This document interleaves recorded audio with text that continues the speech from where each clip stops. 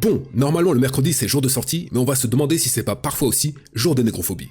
Je m'explique, je suis tombé l'autre jour sur le top de l'année fait par un youtubeur cinéma, Durandal, dans lequel il parle notamment de Sinners, et visiblement, il a pas trouvé ça ouf. Et ça s'entend tout à fait. On a tous des sensibilités différentes, et on a le droit de pas aimer un film. Moi-même, il y a plein de films qui me parlent pas, ou que je comprends pas, et j'ai la flemme de perdre du temps dessus. Mais on va quand même essayer de comprendre pourquoi il ne l'a pas aimé, et essayer de voir si c'est un ressenti purement subjectif, esthétique et individuel, ou si derrière cette non-compréhension, il n'y a pas des aspects plus structurels et enfouis, quelque chose de plus systémique et contextuel, qui pourrait l'expliquer. Ça va nous donner l'occasion d'interroger l'inconscient négrophobe dans le cinéma et dans la société de manière plus générale, et on va aussi en profiter pour donner quelques clés de compréhension du film pour ceux qui n'auraient pas encore tout capté et qui cherchent réellement à comprendre. Et on précise direct pour les fans de Durandal. Si on a choisi cet extrait, c'est pas une attaque personnelle, mais la réception de ce film, et notamment la sienne, est révélatrice d'une tendance de fond dans la société. Allez, il est temps de faire une plongée dans l'inconscient blanc, c'est parti pour un nouvel épisode de Dive into the Whiteness. Générique. Dive into the Whiteness. Ensuite, nous avons le fameux Sinners, réalisé par Ryan Coogler. J'ai entendu absolument tout le monde m'en parler comme si c'était le messie cinématographique, c'était le meilleur film qui était jamais sorti, ou en tout cas le meilleur film de cette année par exemple. Et personnellement, après avoir vu le film, j'étais un peu... Ça là, c'est le meilleur truc qu'on ait fait cette année, ça veut dire qu'on n'a pas fait grand chose de bien cette année quand même, putain. Et je dis pas que c'est mal fait, je dis pas que c'est de la merde. Mais ton langage corporel le dit un peu quand même. Je pense que j'ai beaucoup de mal avec le discours du film. On va développer tout ça, vous en faites pas. Que j'apprécie pas. Et je trouve que le film est un peu déséquilibré. Sur l'aspect déséquilibré du film, ça aussi on y reviendra à la fin. L'histoire se concentre sur deux jumeaux afro-américains qui s'appellent Smoke et Stack, interprétés tous les deux par Michael B. Jordan. Ce qui semble un peu inutile, mais il y a une notion de dualité dans le film, d'un choix entre deux camps particuliers, et donc c'est a priori pour ça qu'il y a ce personnage qui s'est dédoublé. Pourquoi le choix des jumeaux est très pertinent? Par définition, des jumeaux ont la même génétique. Ils sont donc similaires, mais on voit pourtant dans le cas de Stack et Smoke, comme tous les jumeaux d'ailleurs, qu'ils ont chacun une personnalité. Ce sont donc les événements et les épreuves auxquelles ils ont et vont être confrontés, les facteurs environnementaux et sociétaux, qui font que les points de vue divergent et que les trajectoires se séparent inexorablement. Si on extrapole, ça permet de voir qu'au sein d'une même communauté, qui paraît homogène, ici en l'occurrence les Noirs afro-américains, il y a aussi des contradictions et des trajectoires différentes et que face aux mêmes événements, aux mêmes sollicitations et contraintes externes, les réponses et trajectoires individuelles ne seront pas les mêmes. Allez voir notre vidéo sur le moi blanchi et moi authentique pour comprendre les différences même légères entre Stack et Smoke et quels sont les mécanismes qui peuvent les amener à faire les choix qu'ils font. D'ailleurs, même dans le choix des partenaires des deux personnages principaux, Stack et Smoke, ce clivage est très marqué. Smoke est avec Annie, une femme noire qui fait vivre les traditions et spiritualité hoodoo, inspirée elle-même du Yoruba, alors que Stack, lui, est avec Marie, une femme d'apparence blanche, mais contrairement à ce qu'en pense Durandal, mais on y reviendra plus tard, est en fait carteronne, c'est-à-dire qu'elle a un quart de sang noir, puisque son grand-père est noir. Ce qui montre encore une fois l'ambiguïté et la subtilité des personnages. C'est pas pour rien d'ailleurs que celui des deux jumeaux qui succombe le premier à la morsure de l'assimilationnisme, parce que oui, la métaphore des vampires c'est entre autres l'assimilationnisme, pour ceux qui n'auraient toujours pas capté, et moi-même il m'a fallu 30 minutes après la fin du film pour réaliser, donc je vous en veux pas. Donc c'est pas pour rien que celui des deux jumeaux qui succombe le premier à la morsure de l'assimilationnisme, ce soit Stack, par une morsure de Marie, et je peux comprendre que ça soit tentant de rejoindre la blanchité, ça permet de rentrer dans l'humanité, et c'est d'ailleurs pour ça que les vampires ont l'air si cool et que leur discours est inclusif en apparence. Il faudra juste mourir dans d'atroces souffrances et renoncer à qui vous êtes réellement. Et maintenant que vous comprenez le mécanisme, c'est pas non plus anodin que Marie soit la première affectée, parce que quand on est métisse, il est plus facile de circuler au sein des deux univers, un peu comme Morpheus ou Trinity qui peuvent rentrer et sortir de la matrice, et c'est d'ailleurs ce qu'elle fait en allant parler aux trois vampires à l'extérieur. L'avantage, c'est donc une meilleure compréhension et une meilleure circulation entre les deux mondes, mais le revers de la médaille, c'est que c'est aussi plus simple de se faire récupérer,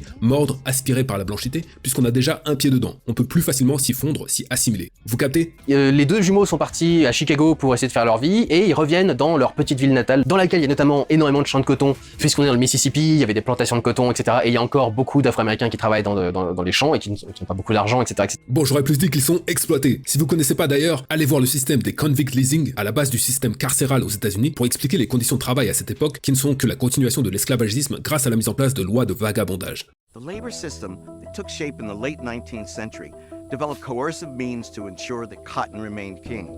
Get arrested on a minor charge or a trumped-up charge, you could find yourself locked up and then hired out to a corporation bidding on inmate labor. The pipeline from prisons to profits in this country has deep roots. Bref, je vous laisse aller voir la suite par vous-même. Reprenons. Ils n'ont pas beaucoup d'argent, etc., etc.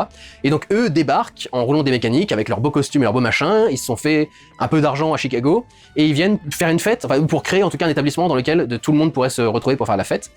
Et ils vont notamment y inviter celui qu'ils appellent Preacher Boy, qui est leur cousin. Il y a tout un texte mythologique au début qui parle d'êtres qui sont capables de créer une musique si incroyable et si pure, de faire de l'art en général si incroyable et si pur que ça peut soigner leur communauté, ce qui est une drôle de chose à chercher, c'est une drôle de notion, mais ça s'accroche au contexte général. Bon, faut bien comprendre que le rapport à la musique pour la communauté noire doit être vu comme un objet de révolte, de lutte, de guérison, de survie, d'empuissantement, à l'image des Underground Railroad Songs, des Gospel Songs, des Native Songs, et c'était même présent dans la cérémonie du bois caïman. Faut vraiment pour le coup ne rien connaître à l'histoire des Noirs déportés et leur rapport à la musique pour sortir une bêtise pareille. C'est inquiétant. Mais même au-delà de ça, dans toutes les civilisations, l'art et la musique ont eu ces vertus réparatrices, donc je comprends pas pourquoi ils bloquent là-dessus. Mais bon bref, passons. Mais leurs talents ont aussi pour effet secondaire d'attirer les dangers et notamment des démons. Bon, comme on l'a dit, les démons c'est la métaphore de quelque chose. Puisque Sinners est un film de vampires. Alors, un peu particulier, ça. Alors il y a un film, je sais plus comment il s'appelle, qui a été écrit par Tarantino, où au début c'est complètement autre chose, et d'un seul coup à la moitié ça devient un film de vampires avec des explosions un peu partout, etc. C'est un peu ce principe-là. Et donc pendant l'inauguration de leur sorte de bar, on va dire, ou de boîte de nuit qu'ils ont créé dans le truc, c'est un nom particulier, mais je me souviens plus de comment ça s'appelle, le groupe d'Afro-Américains va être menacé par un groupe de vampires. Et donc quand le film s'est terminé, je vous avoue que j'étais un petit peu paumé parce que je comprenais pas ce que le film essayait de faire. Il y a un gamin qui doit faire un choix entre la religion et les gangsters. Non, Preacher Boy, donc Sammy doit faire un choix entre suivre la voie de son père dans la religion qui a acculturé ses ancêtres et prendre son autonomie, sa liberté, et faire vivre ce qui le rattache à la culture noire et à ses ancêtres. Il y a une notion de famille et de lien entre les gens qui est vachement centrale, il y a une notion de communauté qui est également extrêmement centrale.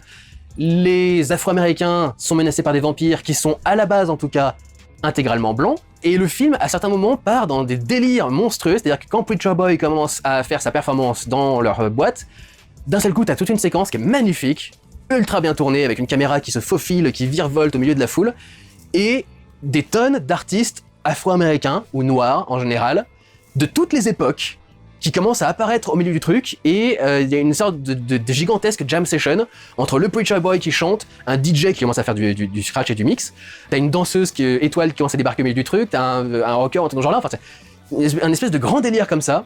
C'est un peu méprisant ça. Et quand le film s'est terminé, je vous avoue que je comprenais pas au final ce qu'il avait essayé de dire, ce qu'il avait essayé de montrer, et si je comprenais quelque chose, ça me semblait pas ouf. Donc c'est un passage très intéressant pour ceux qui ont vu le film qui montre qu'il n'a pas compris la symbolique des vampires. Cette scène magnifique sert à montrer la généalogie et la transmission de la musique afro-américaine et ce, dans le contexte de réappropriation culturelle incarnée par les vampires. Les juke joints sont des espaces de liberté en dehors de la blanchité qui résistent encore à l'assimilationnisme. Et c'est pour ça que cette scène est primordiale et c'est pas un délire comme il le dit. Donc au lieu d'être méprisant, renseigne-toi avant. On va passer à une section spoiler parce que je peux pas vraiment aborder ça sans vraiment spoiler tout ce qui se passe dans le film.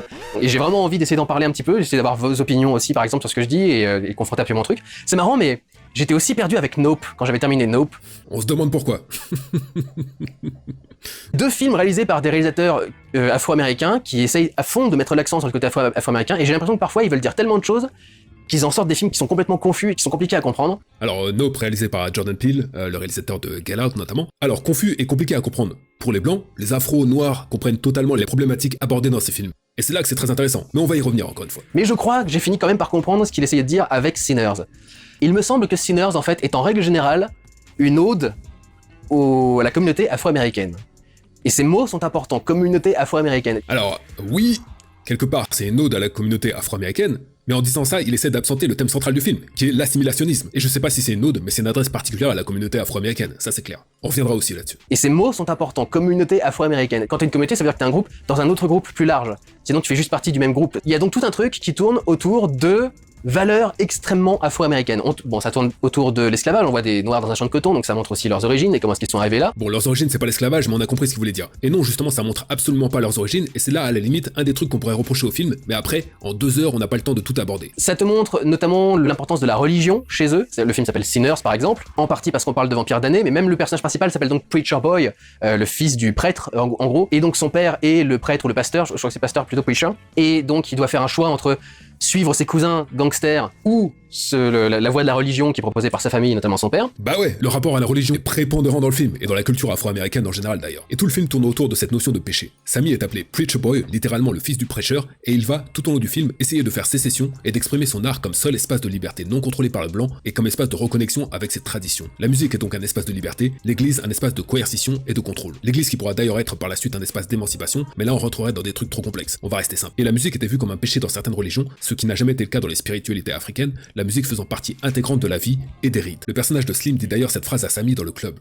Le blues ne nous a pas été imposé par cette religion, on l'a apporté avec nous depuis la maison. Tout est dit. Blues wasn't forced on us like that religion. No, sir. We brought this with us from home. Mais là encore, faut comprendre les mécanismes de conversion forcés par les esclavagistes blancs pour contrôler les noirs dans la plantation et achever le processus d'acculturation entamé en Afrique. Ici, la religion catholique, c'est l'assimilationnisme, c'est l'universalisme, c'est la blanchité. Et donc il doit faire un choix entre suivre ses cousins gangsters ou la voie de la religion qui est proposée par sa famille, notamment son père. Les gangsters, du coup, il y a quand même un côté... Les gangsters afro-américains sont un symbole assez marqué. Pas pour dire que tous les afro-américains sont des gangsters, mais le gangster est souvent la façon la plus courante de représenter les afro-américains dans certains types de films et à une certaine époque. Ça se fait de moins en moins en ce moment, il y a de plus en plus de diversité dans tous les rôles, mais à une certaine époque notamment, quand t'avais un black à l'écran, c'était un gangster. Si vous vous souvenez... Bon, on va reparler de l'utilisation du mot black. Et parlons du rôle du gangster. Ce qu'il dit est pas faux. Mais encore une fois, il y a une différence entre les cinéastes blancs qui donnent des rôles de gangsters aux hommes noirs et la réappropriation de la figure du gangster badass par les noirs eux-mêmes, qu'on peut retrouver dans la blaxploitation notamment. L'approche n'est clairement pas la même. Shaft. Si vous vous souvenez de la critique que j'avais faite du film American Fiction, ils en parlaient dans leur critique en règle générale sur comment est-ce qu'on aborde les Afro-Américains, et notamment dans les 3/4 des films, c'était des gangsters et des mecs de banlieue et des mecs en train de faire des deals et des machins en genre là, et rarement des gens juste installés dans une vie normale de tous les jours avec un boulot lambda et plan-plan, etc. C'est pas un portrait très diversifié de la communauté, quoi. Bon, en vrai, la critique se vaut, mais ce film est un petit peu problématique dans ce qu'il dit. Il y a notamment une scène où le personnage principal, un auteur afro-américain, se rend dans une boutique de livres pour voir où son livre a été rangé. Et il interpelle le vendeur lorsqu'il aperçoit que son livre est dans la catégorie auteur afro-américain. Lui, il veut être avec tous les autres auteurs, blancs, prestigieux, comme si la question raciale était réglée aux États-Unis et comme si par ce simple geste, ça allait la résoudre. Donc vous voyez, c'est un peu bizarre. Imagine that this author, Ellison, is black. That's me, Ellison. Yeah. He is me, and he and I are black. Oh, bingo. No bingo, Ned. These books have nothing to do with African American studies. Et le truc vraiment qu'ils apprécient, enfin qui les marque dans leur communauté, c'est notamment tout le côté artistique, tous les artistes afro-américains qui se sont fait remarquer, qui ont fait des trucs importants, notamment par exemple Ryan Coogler lui-même, le réalisateur qui a fait Black Panther et qui était un film qui était extrêmement marquant pour sa communauté en règle générale, et donc il est un peu lui-même l'artiste qui permet de soigner sa communauté, qui permet de la réunir, etc., etc. Ouais, clairement, à l'image de ce qu'il semblait pas comprendre avec la musique tout à l'heure, là il l'a transposé au cinéma avec Ryan Coogler, et c'est très juste. Et on peut pas nier l'impact mondial qu'a eu le film Black Panther, et ça traduit à mon avis un besoin de représentation des afros dans le monde, avec toutes les limites que ça peut avoir. Maintenant, Ryan Coogler n'avait pas la main sur le scénario, et il y a beaucoup de points problématiques dans le film, notamment le fait que T'Challa s'allie avec le gouvernement américain pour combattre d'autres afros. C'est moyen. FD Signifier en parle dans cette vidéo, je vous laisse aller la voir. Et donc on a cette communauté afro-américaine qui est réunie autour de ça, qui est aussi beaucoup réunie autour du côté charnel. Je ne sais pas pourquoi exactement, est-ce que c'est peut-être pour le côté Sinners? Ouais, clairement le rapport Chanel est lié à l'aspect Sinners, l'aspect pêcheur, mais aussi à la puissance de vie tout simplement. Hein. Pêcheur, etc. Mais il y a vachement d'allusions qui sont faites au cul et à certaines pratiques sexuelles. Et je pense qu'en partie là-dedans, il y a ce côté, cette expression, qui est très connue aux États-Unis, Once you go black, you never go back. Si vous connaissez, vous savez ce que ça veut dire, etc. Je pense que... Bon, arrêtons-nous quelques instants sur cette expression qu'on pourrait traduire en gros par « Quand tu testes un Renoir, t'en reviens pas ». Vous aurez compris l'allusion, qui est en gros une réappropriation du trope raciste du noir puissant sexuellement qui va voler ou violer les femmes blanches. Un trope raciste maintes fois éculé, et qui est déjà présent dans le premier blockbuster du cinéma américain, Birth of a Nation, brûlot raciste et suprémaciste blanc. L'homme noir y est présenté comme un prédateur, une menace sexuelle et mortelle pour les femmes blanches, et donc pour la pureté de la race blanche. Naissance d'une nation témoigne de ce glissement dans l'imaginaire collectif. Dans la première partie du film, les Noirs, encore sous le régime esclavagiste, sont heureux, prieurs et serviles à leur maître. Mais dans la deuxième partie, une fois affranchis, ils deviennent agressifs, fourbes et tentent de violer les femmes blanches. Mais il y a un truc que je capte pas avec cette allusion qui m'a même pas putain de traversé l'esprit, et je pense que c'est le cas de la majorité des gens. Sachant que les trois femmes qui ont une relation avec les hommes noirs dans le film sont toutes les trois des afro-descendantes, et qu'à l'époque les rapports noir-blanc étaient prohibés, elles avaient de toute façon pas trop le choix de go black ou pas go black. Donc quel intérêt de dire ça? La seule qui pourrait à la limite être concernée, c'est Marie, parce qu'elle semble blanche. Mais si Durandal avait été attentif, et comme on l'a dit plus tôt, il est dit que son grand-père est noir. Donc quel intérêt de dire ça? Si ce n'est la peur consciente ou inconsciente par la blanchité de se faire voler ses femmes ou de se mélanger, renforcée probablement par un fantasme de pureté de la race ou une envie de se faire enfiler, au choix. L'obsession pour les relations interraciales constitue ainsi la matrice de naissance d'une nation.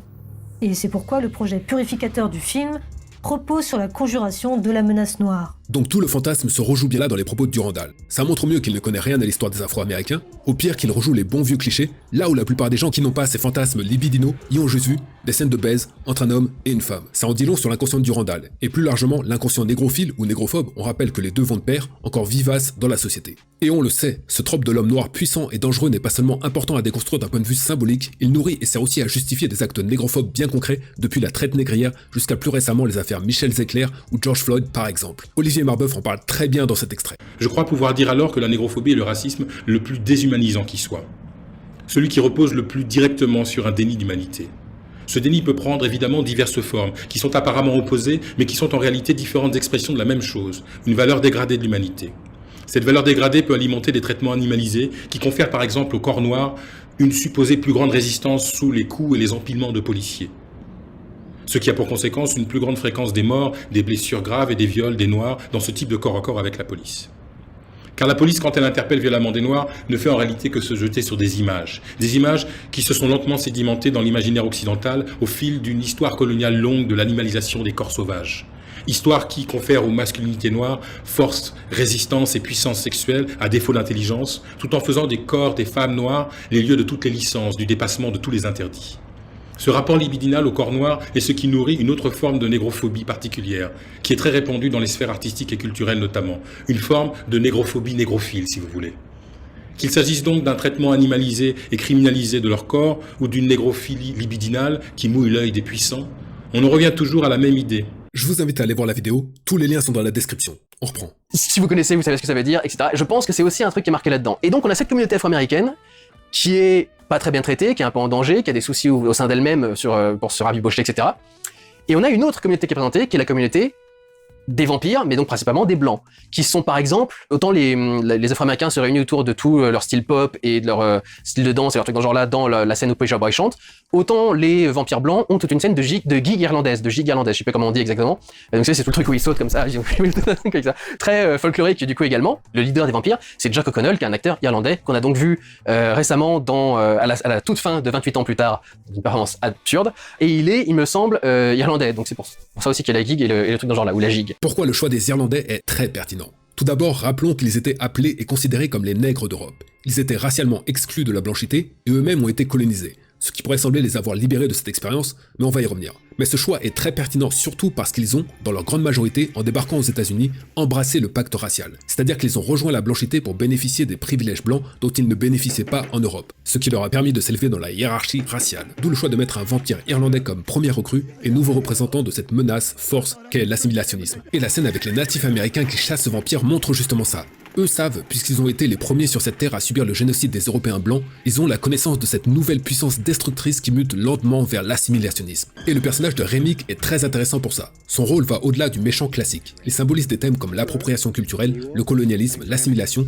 et la façon dont les puissances passées ou présentes convoitent la culture, la musique, la spiritualité des peuples opprimés. Remick symbolise donc le pouvoir de séduction de l'art noir, il veut posséder Sami pour tirer parti de sa musique, non seulement pour le spectacle, mais pour se relier avec ce qu'il a perdu, ses traditions et son rapport à ses ancêtres. Il symbolise aussi l'appropriation et l'assimilation. Remick offre une façade d'égalité, mais c'est une forme de domination.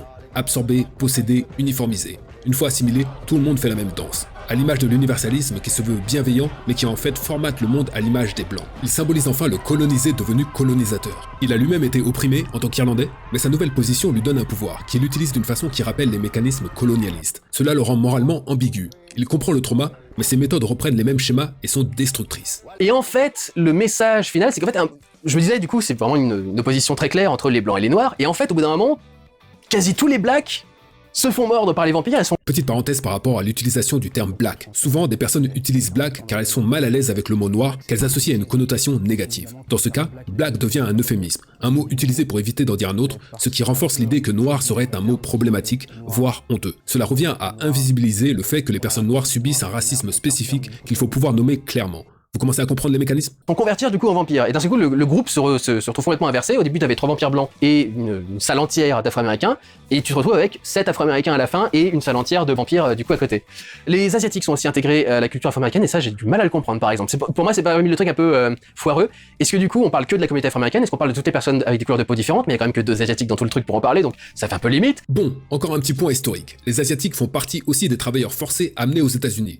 Bien sûr, leur statut n'était pas comparable à celui des Noirs, mais ils étaient aussi considérés comme non blancs, donc inférieurs racialement. Comme tu l'as remarqué au début, ce film parle des Afro-Américains, donc forcément, il ne s'étale pas sur les autres communautés. Mais ça permet de montrer comment la société de l'époque est structurée et hiérarchisée, et on le voit dès le début du film avec la scène où Stack se rend dans les boutiques possédées par la famille asiatique d'ailleurs, et la route comme séparation géographique dans la ville, la partie où les Noirs ont le droit d'aller et la partie où les Blancs ont le droit d'aller. Ça me fait d'ailleurs penser que dans Do the Rising, il y a aussi 2 personnages asiatiques, ou 3, je crois qu'ils ont un enfant aussi comme dans Sinners, mais ça suffit pour montrer une hiérarchie sociale. Pas besoin d'être 400. I bet you they haven't been off the boat a year before they open up their own place. That's right, man. It's been about a year. A motherfucking year off the motherfucking boat, and they already got a business in our neighborhood. A good business. Occupying a building that had been boarded up for longer than I care to remember. And I've been here a long time. Man, you've been here a long time. Yeah, boy. And now, for the life of me, you know, I can't figure this out. Either of them Korean motherfuckers are geniuses, or you black asses are just plain dumb. Fuck you. Et cette scène permet de voir les frustrations vécues par la communauté noire qui cache, en réalité, l'aspect structurel du racisme. Et on peut pas comprendre cette scène sans comprendre l'histoire des États-Unis et les différentes vagues d'immigration forcée et la position occupée par cette main-d'œuvre. S'intégrer à la culture blanche. C'est ça du coup le truc, c'est qu'en gros... Bon, s'intégrer à la culture blanche, intégrer de force, c'est un processus violent. On leur laisse pas trop le choix, c'est de la prédation. Il y a très peu de consentement. Et c'est là qu'on voit qu'il ne comprend pas le processus d'acculturation et d'assimilation qui ne sont en rien des choix désirables et pourquoi c'est représenté par des vampires. Ryan, meilleure métaphore. C'est ça du coup le truc, c'est qu'en gros, ces blacks qui ont été vampirisés sont du coup intégrés à la culture blanche et commencent à apprécier aussi cette culture blanche. Et en fait, c'est un petit peu là qu'est mon problème. C'est-à-dire que j'ai le même j'ai le même reproche à faire à ce film que celui que j'avais à faire à Black Panther 2. Je trouve que c'est des films extrêmement isolationnistes, très communautaristes, et j'aime pas trop cette façon de voir le truc. On va y revenir. En gros, le monde en général, le mondialisme capitaliste et tout le bordel, enfin tout le monde qui a été créé, c'est le monde des blancs en fait. Et les noirs ont été intégrés de force à ce monde de blancs, qui vient essayer de récupérer leurs talents. Et je crois que le mec lui dit très clairement, il dit je veux vos chansons, je veux vos artistes, je veux vos danses, je veux vos machins, etc. Oui. Pour les exploiter du coup dans son monde de blancs. Oui. Ce qui me paraît extrêmement réducteur. C'est littéralement l'histoire de la musique afro-américaine. Je comprends pas. Allez voir notre vidéo sur l'appropriation culturelle et les mythes fondateurs de la civilisation blanche à ce sujet. Extrêmement particulier. On dit pas qu'ils sont racistes, cela dit. Mais il y a quand même toute une scène avec un mec qui fait clairement partie du Ku Klux Klan, avec donc la scène de fin. Si vous avez vu le film, on est en spoiler, là vous avez probablement vu la fin du film. À la fin du film, donc Smoke fume, littéralement avec son nom, il fume le leader du KKK local en fait, pour se venger du coup de ce qui s'est passé dans le truc. Mais en fait... Parlons de cette scène de fin. Elle pourrait laisser croire que le méchant ultime, le boss final à abattre, c'est les racistes du KKK et par extension, la suprématie blanche. Mais on le voit dans la scène post-crédit, il y a quelque chose de plus sournois, qui menace constamment et qui nous susurre à l'oreille de le rejoindre. L'assimilationnisme. La blanchité représentée par Stack, qui revient avec Marie et qui s'est déjà fondu et s'est réapproprié la culture hip-hop de l'époque. Donc abattre le KKK, c'est pas la fin de l'histoire, et il faut résister au quotidien à l'assimilationnisme et à la perte de sa culture. D'ailleurs, dans la scène post-crédit, alors que Stack et Marie entrent dans le bar, Annie réapparaît tel un songe pour dire « Les vampires sont différents, peut-être encore pire, mais ils continuent de vivre même si leur créateur se fait tuer. Il faut les tuer un par un. » Vampires is different, maybe the worst kind. But they live on, even if the one that made them is killed. They gotta be killed, one by one. En gros, si tu te laisses infecter par l'assimilationnisme, gars, il va falloir faire quelque chose, sinon tu vas contaminer d'autres personnes. C'est pour ça que FD Signifier parle davantage de cette scène du KKK à la fin comme une forme de catharsis. Mais je comprends que ça puisse brouiller les pistes, étant donné que c'est la scène climax. Du coup, dans son monde de blanc, ce qui me paraît extrêmement réducteur, extrêmement particulier. On dit pas qu'ils sont racistes, cela dit. Revenons vite fait sur cette phrase, on dit pas qu'ils sont racistes, où Durandal parle des vampires. En fait, ce que ça dit, c'est que celui qui est présenté comme le grand méchant raciste est toujours accompagné dans l'histoire du gentil universaliste. Arrêtons-nous 2 secondes sur l'universalisme blanc qui n'est en fait que la volonté d'imposer une vision du monde, celle de la blanchité, aux autres peuples. Il suffit de voir l'histoire de la France progressiste qui va propager la civilisation pour comprendre l'hypocrisie qu'il y a derrière ces pseudo-valeurs universelles. Ce que l'Occident appelle universalisme, c'est l'imposition de leurs valeurs, de leurs dogmes et de leurs intérêts économiques, et il a surtout été utilisé en réalité pour promouvoir l'impérialisme. C'est d'ailleurs ce qui permettait de justifier la colonisation. C'est purement et simplement une vision et une forme raciste. Le suprémacisme et l'universalisme sont donc en réalité les 2 faces de la même pièce, et tous les 2 ont, sous des formes différentes, la même finalité, l'hégémonie blanche. Si on comprend pas ça clairement, on comprend pas la fin. C'est là que le film est extrêmement fort. Mais en fait, je voyais même pas à quel point ce truc était lié au reste, parce qu'effectivement ça semble très extérieur. C'est pour ça que je dis les blancs sont pas forcément présentés comme étant racistes, Parce que le raciste est pas vraiment inclus au reste du groupe de vampires, il y a pas vraiment grand chose à voir avec cette histoire-là. Même d'ailleurs, le vampire qui est Jack O'Connell a attaqué des blancs avant d'attaquer même des noirs, donc il y a vraiment pas de notion de racisme de ce côté à lui. Ok, arrêtons-nous sur ça. On rappelle, les Irlandais étaient racialisés comme non-blancs. La race à la base, avant d'être étendue aux autres peuples, servait à hiérarchiser les blancs entre eux. Donc ils ont été parmi les premiers à être intégrés à la blanchité, en particulier en arrivant aux États-Unis. Dans le contexte états-unien de cette époque, les luttes et les contraintes économiques obligent progressivement les décideurs à donner plus de droits aux non-blancs, tout en mettant en place des lois ségrégationnistes. Faut pas abuser quand même. Et le film se passe d'ailleurs en 1932, en plein dans la période des lois Jim Crow, qui, pour rappel, débute vers 1877, et grâce aux luttes, les lois vont progressivement tomber dans les années 1950 pour prendre fin officiellement dans les années 60 avec les grandes lois des droits civiques. Et donc, la raison pour laquelle Remick attaque ces deux blancs, c'est qu'ils sont des membres du KKK, doctrine qui ne sert plus le récit progressiste et inclusif de la nation américaine de cette époque. Bon, c'est une idéologie qui semble dépassée à cette époque, mais elle va revenir cycliquement dans l'histoire au besoin. Allez voir la très bonne vidéo de Bolshevik à ce sujet pour remettre le film dans ce contexte. Mais je suppose que comme c'est pour évoquer l'expérience afro-américaine en général, fallait aussi parler un peu de racisme à un moment ou à un autre et mettre un mec du KKK, quoi. Mais donc, je trouve que c'est extrêmement communautariste parce que c'est un peu cette idée du... En fait, on ne devrait pas s'intégrer. S'intégrer à quoi ? Bon, on l'a déjà dit, mais les Noirs n'ont pas eu le choix de s'intégrer ou pas. Les Noirs ont été intégrés de force dans le monde défini par les Blancs. Et pire que ça, comprenez bien que le Noir est construit par la blanchité comme antithèse au Blanc. C'est son marchepied. Donc ne pas s'inscrire et vouloir sortir de la blanchité, c'est d'une, juste être normal, et de deux, une nécessité. Encore une fois, allez voir notre vidéo sur le moi blanchi, moi authentique pour comprendre ce qu'on entend par là. C'est d'ailleurs pas pour rien qu'un courant comme l'afro-pessimisme, qui fait le constat d'une incapacité à se projeter dans une société à dominante blanche, est si discuté ces derniers temps. Mais je peux comprendre que ça bouscule et déstabilise certains Blancs. Imaginez le séisme. Petit point de rappel sur ce qu'on entend par blanc, blanchité. On rappelle que la blanchité, c'est une construction sociale, et que quand on utilise blanc, c'est pas la couleur de peau, mais un rapport ontologique, une position dans la hiérarchie raciale. On rappelle aussi d'ailleurs que tout comme les noirs, les blancs peuvent et doivent aussi sortir de la blanchité. Par exemple, les Irlandais ont en partie abandonné le statut de blanc qui leur a été donné au détriment d'autres peuples afin de retrouver une forme d'authenticité. Et en vrai, j'ai l'impression que cette peur du communautarisme trahit davantage une peur que les noirs fassent sécession, et par là, la peur de perdre ses privilèges de dominant, plutôt qu'une réelle compréhension de la condition noire et de la nécessité de s'extirper. Au reste du monde. On ne devrait pas leur offrir notre musique, on ne devrait pas leur offrir nos arts, on ne devrait pas leur offrir notre talent et tout le bordel, parce que c'est le démon, ils sont clairement présentés comme étant les démons, les sinners et tout le bordel, le vampire est une figure damnée à la base. La question c'est pas est-ce qu'on doit leur offrir ou pas, la question c'est comment et quand ils vont nous la voler, se l'approprier et en faire commerce en dénaturant et en enlevant toute la symbolique. T'as juste à écouter TSF Jazz aujourd'hui pour comprendre. Et du coup, ouais, l'idée c'est un peu, en fait non, faut surtout pas faire ça. Et t'as envie de dire, dis donc, Ryan Coogler, un peu hypocrite quand même. Ryan Coogler, réalisateur de Black Panther et Black Panther 2 pour le MCU. Faut bien que vous compreniez une chose, on l'a pas choisi, mais on vit dans une société blanche. Pour survivre, il faut la plupart du temps se compromettre. Et même si on marronne, il faut faire des allers-retours dans la plantation. Et c'est ce que fait Ryan Coogler. Et tous les noirs dans le monde d'ailleurs. Encore une fois, allez voir notre vidéo sur le moi blanchi, moi authentique pour comprendre ce qu'on entend par là. Et allez voir aussi les très bonnes vidéos de FD Signifier et Bolshevik à ce sujet pour comprendre pourquoi non seulement c'est pas hypocrite, mais aussi le parcours du combattant qu'un réalisateur afro-américain est obligé de faire pour enfin avoir la main sur son film. Ça me fait d'ailleurs penser à cette scène où les jumeaux négocient avec le KKK pour acheter l'abattoir qu'ils vont transformer en juke joint. Pour obtenir un espace de liberté et l'offrir à sa communauté, on est obligé de négocier avec les possédants, aka la suprématie blanche. C'est ce que fait Ryan Coogler avec la Warner et l'industrie du cinéma en fait. Tu t'es pas complètement assimilé à la culture blanche ou à la culture mondiale en règle générale pour faire ta carrière et faire ton truc, et c'est un peu grâce à ça maintenant que tu peux faire ton Sinners ensuite. Je trouve que j'ai un petit peu de mal avec cette façon de voir le truc, et je pense que c'est vraiment ce qu'il veut qu'on voit, parce qu'il y a une scène post-générique au film, enfin post-générique entre guillemets, c'est immédiatement après le logo fin, où on retrouve Preacher Boy des années après, à la fin de sa vie, il est devenu un vieux musicien noir qui joue dans un vieux club de jazz, qui semble vraiment être un espèce de petit boui-boui, donc c'est vraiment, il a vraiment le talent pour devenir un artiste reconnu mondialement, un Michael Jackson ou un truc dans ce genre-là. Cette phrase est symbolique de son ignorance blanche. Il montre encore une fois qu'il n'y connaît rien à l'histoire de la musique afro-américaine. Bon déjà ça se voit que le frérot Sammy il est plutôt en fin de carrière et qu'il fait ça par amour pour la musique. Et non, il aurait pas pu devenir un Michael Jackson parce qu'à l'époque où il a commencé sa carrière, il ne pouvait même pas se produire dans les clubs blancs.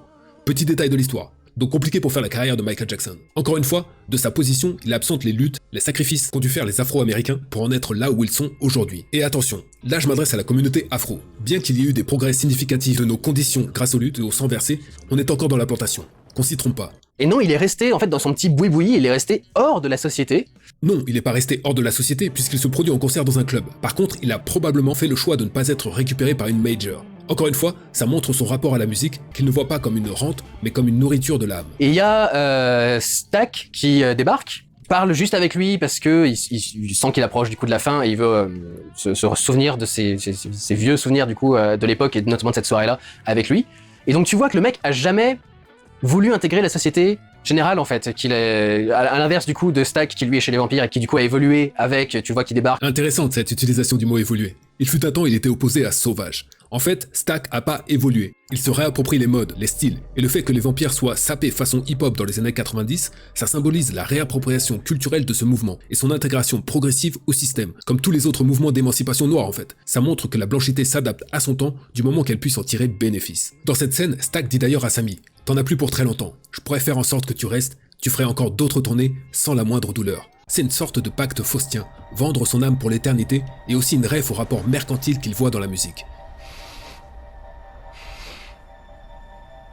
It won't be long for you, huh?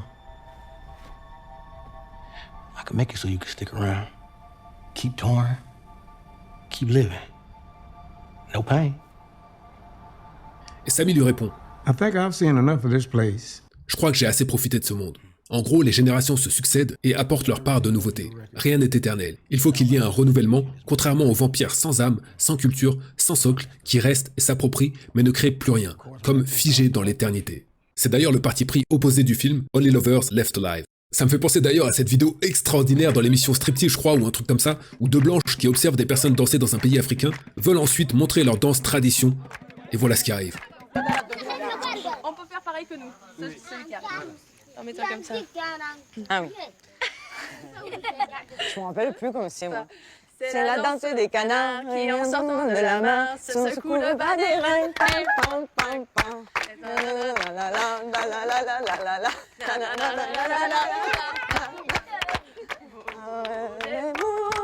C'est catastrophique. C'est là où on voit l'impact de la perte des cultures et des traditions.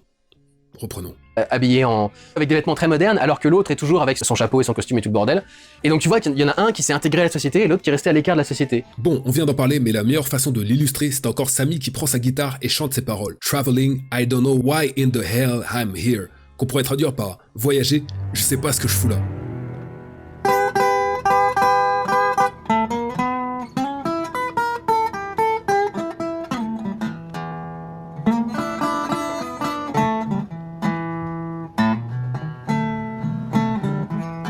Traveling, I don't know why in the hell I'm here.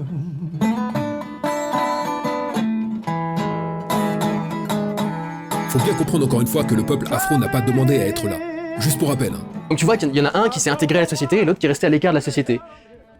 Et clairement, ils disent que donc l'idée, c'est qu'il faut rester à l'écart de la société. Il faut pas qu'on s'intègre en fait avec tous les autres qui sont le mal, qui sont des démons et tout le bordel, et il faut qu'on reste en fait à part. Et peut-être créer notre propre monde. Et peut-être pour ça que le Wakanda était un truc qui a attiré à ce point-là Ryan Coogler, cette idée de les Africains qui se créent leur monde technologique, ultra élaboré, futuriste, moderne et tout le bordel. Oh. Oui, Durandal, tu tiens quelque chose. D'après toi, pourquoi autant de noirs sont attirés par ça? Tant, encore une fois, qu'on n'a pas compris que le noir est le marchepied du blanc, on comprend pas pourquoi aucun noir sain d'esprit ne souhaite s'intégrer à la blanchité. Qui de coup devient l'équivalent véritablement d'une autre puissance européenne, américaine, etc., ou asiatique. Je pense que là on touche quelque chose d'intéressant. La crainte qu'il y a derrière, encore une fois, c'est on veut surtout pas qu'ils prennent du pouvoir parce qu'ils pourraient nous faire ce qu'on leur a fait. Bon, ça c'est vos bails, nous on n'est pas dans ça. Mais ça dit quelque chose sur la culpabilité, consciente ou inconsciente, de la blanchité par rapport à ce qu'elle a fait subir au peuple noir et à tous les peuples non blancs d'ailleurs. Et pour ce qui est de la question de créer une puissance équivalente aux puissances occidentales, là encore une fois ce serait un piège. FD Signifier critique aussi cet imaginaire calqué sur celui de la blanchité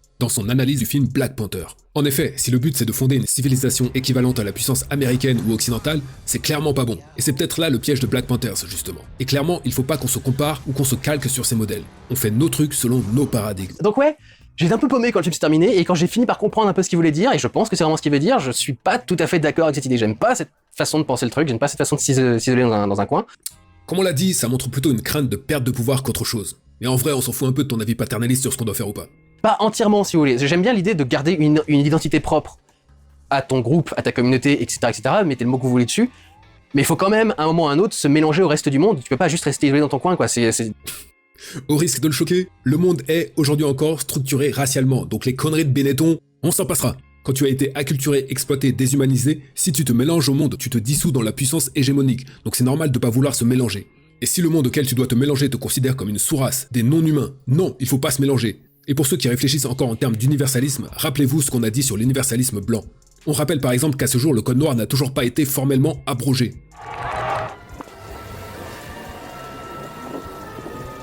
C'est vers ça qu'a amené l'évolution de l'humanité depuis le début, plus de connexions, plus de rapports, plus de respect, plus d'échanges. Ouais, par exemple, la colonisation et l'esclavagisme, il y a clairement eu plus de connexions, plus de rapports, plus d'échanges, ça c'est clair. Putain, on en entend des conneries. Et du coup, ce film qui te prône l'idée de non, faut bien qu'on reste séparés, qu'on fasse chacun notre truc de notre côté, j'ai un peu de mal avec le message. Du coup, c'est peut-être... Pour toutes les raisons qu'on a expliquées avant, on comprend que depuis sa position de privilégié, il ne comprend pas ou qu'il ait un peu de mal. Mais on le répète, pour que ce monde tel qu'il est conçu prospère, il se doit de continuer à oppresser, exploiter et déshumaniser les noirs et par extension les non-blancs. J'ai un peu de mal avec le message. Du coup, c'est peut-être pour ça que j'ai eu un peu de mal avec le film, en règle générale. Je trouve qu'il fait un peu bordélique. On reprend un peu de mépris, qui trahit encore une fois plus sa non-compréhension qu'autre chose. Je trouve que le début... Alors sortons un peu des spoilers. Voilà, ça y est, j'ai parlé du message et du thème, donc je peux aborder un petit peu le reste. Je trouve que le film a un gros défaut de narration, parce que la première moitié du film, où ils sont juste en train de se promener dans le Mississippi pour reprendre contact avec différentes personnes et organiser leur soirée du coup d'ouverture de leur boîte, je trouve que c'est beaucoup trop long et que ça prend beaucoup trop de temps. C'est principalement de l'exposition, c'est montrer comment tel personnage se connaît, pourquoi tel personnage est connu, etc., etc., les liens qu'il y a entre les différents personnages, peut-être les différents enjeux qu'il y a à travailler aussi dans le truc. La première partie est longue, mais ça sert à poser le cadre, on se plonge dans l'histoire, on découvre les personnages, ça permet de comprendre le contexte de l'époque et justement, ça donne des clés de compréhension pour saisir le film. Comme par exemple le fait que Marie est Carteron. Il y a toute une histoire autour d'un personnage qui a perdu un enfant en couche. Je suis pas sûr que ça apporte grand chose au truc. Si, c'est très important pour comprendre tout le rapport à la spiritualité et à la mort. Encore une fois, c'est un manque de connaissances quant à la place de la spiritualité pour les peuples déportés. Et en même temps, c'est intéressant parce que c'est pas binaire. On peut y voir une forme de respect et en même temps une critique des spiritualités et traditions. Smoke remet par exemple en doute les pouvoirs d'Annie et lui demande pourquoi elle n'a pas pu protéger leur enfant. Annie dit d'ailleurs en gros à Smoke qu'elle a sauvé leur cul, à lui et à son frère à de nombreuses reprises, et que si Stack et Smoke sont encore en vie aujourd'hui, c'est grâce à ses pratiques ésotériques. Il y a donc une dialectique autour de la spiritualité comme protection faillie. Mais donc cette première moitié est extrêmement longue, et la deuxième moitié passe beaucoup trop vite, et est un peu absurde quand on commence vraiment à avoir des scènes de baston par exemple entre les deux. Il y a des moments un peu incompréhensibles où d'un seul coup les vampires s'en vont au milieu d'une attaque, et pourquoi ils sont partis maintenant? Ça doit vraiment... Ils ont juste donné l'autorisation aux gens de se reposer pendant quelques secondes avant de continuer l'attaque. C'est très magnanime, c'est gentil de leur part, mais... Bon, c'est vrai qu'il y a quelques petites incohérences et un léger déséquilibre entre la première et la deuxième partie du film, on va pas se mentir. Mais en vrai, ça n'enlève pas grand chose au film. Et encore une fois, à l'image d'un Do the Right Thing, c'est pas tant la qualité intrinsèque du film ou de la réalisation qui est marquante, mais le contexte dans lequel il est produit, l'adresse et le message qu'il y a derrière. Il faut pas non plus s'attendre à un film révolutionnaire, ce genre de film n'existe pas. Pour ceux qui voudraient quelque chose de plus radical, c'est pas dans le mainstream que vous allez le trouver. Petit shout-out à notre série, on crée un film de A à Z dans laquelle on réfléchit à ces questions. Allez regarder ça pour soutenir l'émergence de ce cinéma. Ça fait un peu absurde et bizarre dans le truc. Donc je trouve qu'il y a quelques problèmes au niveau du scénario et de la narration en règle générale. Après, la réalisation du film en elle-même, elle est ouf, et tu sens que c'est un peu voulu par Ryan Coogler, tu sens que c'est un peu l'idée, je vais réaliser un film prestige avec des acteurs noirs. Je crois que c'est un peu la même chose que ce qu'avait fait Jordan Peele pour Nope, qui est aussi tourné dans un scope, je crois, en 65 mm, et en 2,65, qui est donc un ratio qui est encore plus fermé que le scope traditionnel, donc il y a vraiment des grosses bandes noires, ce qui fait que ça jure encore plus quand ça passe en IMAX et que le truc se décadre. Je trouve pas que ça serve à grand chose en plus, ce décadrage à certaines séquences. J'ai du mal à voir à quoi il sert, enfin pourquoi est-ce qu'il est justifié narrativement aussi dans certains trucs. Mais techniquement, c'est clair que le mec a voulu faire le film le plus prestige possible avec un casting afro-américain, parce que jusque-là, ces films tournés avec ce genre de pellicule, ce genre d'optique, etc., avaient avant tout des personnages blancs qui étaient présentés, et du coup là c'est pour donner aussi l'air de noblesse aux personnages afro-américains qui ont fait des films dans ce genre-là. Donc c'est le format pellicule le plus prestigieux, le 65 mm, c'est pas du 35 mm classique, c'est vraiment du 65 mm, c'est pour ça qu'il y a ce scope aussi large, c'est parce que les optiques du 65 anamorphiques créent du 2,65. Allez voir la très bonne vidéo de Ryan Coogler expliquant le choix du format et des pellicules pour ce film, parce que oui, c'est un vrai nerd du cinéma et il sera beaucoup plus précis sur cette question. A little bit of information on how he made the film, as it might provide some context for what tickets you guys choose to buy once they go on sale. On reprend. Et il y a un étalonnage particulier qui respecte énormément la nature argentique du film. Un petit peu la même chose que ce dont je vous avais parlé avec ma réaction au trailer de Jurassic World, Rebirth. L'étalonnage fait très argentique. Il y a un côté... Je sais pas comment le décrire. C'est pas blanc, c'est pas cramé, c'est un peu argenté. Ça brille d'une certaine façon sur les peaux, sur les ciels, sur les différents détails, genre les plantes par exemple. Et ce grain argentique m'a un peu gêné moi. Les scènes en voiture à travers les champs de coton sont très belles, mais on aurait limite dit un fond vert. Tellement l'image semble un peu irréelle quoi. Les champs de coton et trucs dans ce genre-là, tu sens que la lumière est captée d'une certaine façon qui fait argenté, qui fait brillante, qui fait un truc particulier, un peu irréel peut-être même. C'est pas totalement désaturé, il y a un peu moins de couleurs effectivement dans beaucoup de plans, mais c'est pas désaturé en règle générale dans le film, il me semble pas. Mais du coup, tu sens véritablement la nature pellicule du film, et ça marque vraiment à quel point c'est tourné pour être avec un format pellicule, avec un format prestige. Ça aide aussi vachement à montrer le contraste entre le blanc et le noir, et ça doit aussi aider à gérer les peaux noires du coup dans le film. Donc tu vois qu'il y a un côté prestige à la réalisation du truc, et en termes de mise en scène, en termes de réalisation, là pour le coup j'ai rien à redire, c'était vraiment excellent quoi. Je dis, moi j'ai des soucis avec l'IMAX, j'aime pas ces changements de ratio qui me semblent généralement peu basés sur l'émotion, et plus basé sur le spectacle en particulier d'une scène ou d'une autre. Donc voilà, j'ai des soucis avec le message du film, je suis pas Oui, je confirme. encore sûr d'avoir parfaitement compris, donc dites-moi dans vos retours par rapport aux spoilers, marquez bien que c'est des spoilers, mais du coup dites-moi dans vos retours si vous pensez que j'ai bien capté le truc. Mais je dois admettre qu'effectivement en termes de mise en scène c'est vachement bien réalisé. Après en termes de narration c'est aussi un peu déséquilibré et pas forcément la meilleure narration possible, le meilleur rythme possible pour raconter les trucs. Donc voilà, j'ai quand même des petits défauts à reprocher au film, et des petits trucs sur lesquels je suis pas tout à fait d'accord.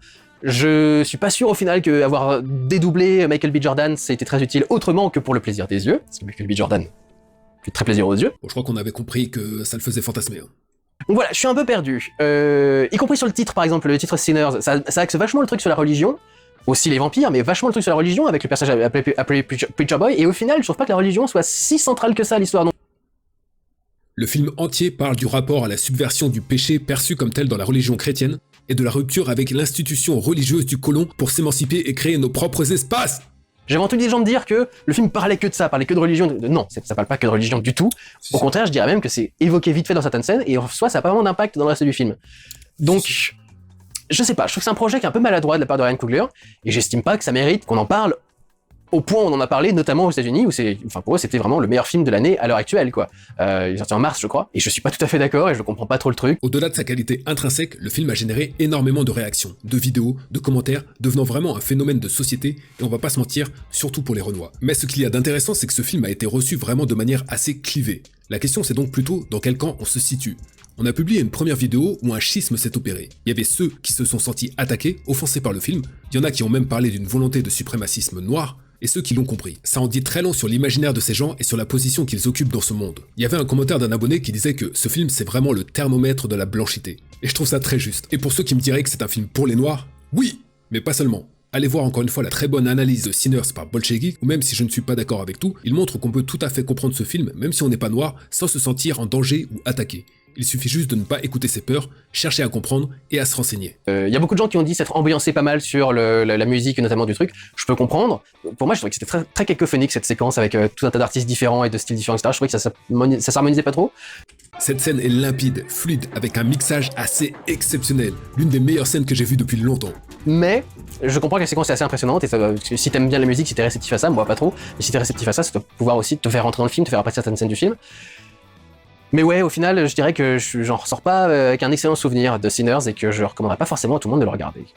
Nous non plus. Les blancs qui ont peur de perdre leurs privilèges, ce film est très peu recommandé pour vous. Donc voilà mon opinion sur Sinners, faites-moi part du vôtre parce que je suis vraiment curieux de savoir ce que vous en avez pensé. Est-ce que vous êtes d'accord avec les Américains ou est-ce que vous êtes plus comme les Européens qui ont pas trop fait un méga succès au film non plus? Bon, pour comprendre pourquoi cette différence de réception et de chiffres entre USA et Europe, faut simplement comprendre la part d'afro en Europe et aux États-Unis. C'est aussi simple que ça. J'ai fait mes petits calculs et proportionnellement, si on rapporte au nombre de noirs dans les différents pays, en France et aux États-Unis par exemple, la proportion des entrées est la même. C'est assez ouf quand même. Et globalement dans les communautés afro, ça a été très bien reçu et un peu moins bien chez les blancs. Et on a expliqué précédemment les raisons. Qu'est-ce que vous en avez pensé, quoi? Est-ce que vous pensez que j'ai raison avec mon interprétation? Dites-moi. Mais oui, je trouve pas que ce soit le meilleur film de l'année ou que ce soit si marquant que ça. Voilà. Ok, je pense qu'il est temps de passer à la conclusion. Bon, que dire pour conclure? Je pense que le manque d'intérêt et de compréhension qui tend parfois vers le mépris traduisent en réalité une inquiétude profonde chez Durandal et de nombreux viewers. Un vide abyssal ontologique en perspective qui s'est ouvert devant eux. Le fait qu'il n'ait pas compris le film ou fait l'effort de comprendre le film n'est pas selon moi juste une histoire de goût, de subjectivité, mais c'est aussi et surtout parce que sa position ontologique lui permet de ne pas avoir à faire cet effort. Et pire encore, la questionner et l'interroger remettrait en cause son statut dans ce monde, ce qui, soyons honnêtes, peut être très violent. Et on le redit, on n'a rien contre Durandal, c'est juste un exemple significatif d'un imaginaire raciste encore vivace, qu'il soit conscient ou inconscient. Bref, on voit à travers ces exemples que les questions autour de la race, la négrophilie, la négrophobie sont plus que jamais d'actualité. Ça en dit long sur l'inconscient négrophobe encore présent dans la société française, mais avec cette série de vidéos, on espère déconstruire un peu tout ça. Et au fond, je finis par me demander si ce film n'est pas un immense juke joint, qui laisse entrer l'espace de quelques heures ceux qui veulent sortir de la blanchité et de la plantation, et qui laisse les autres à l'extérieur. just in case y'all change your mind.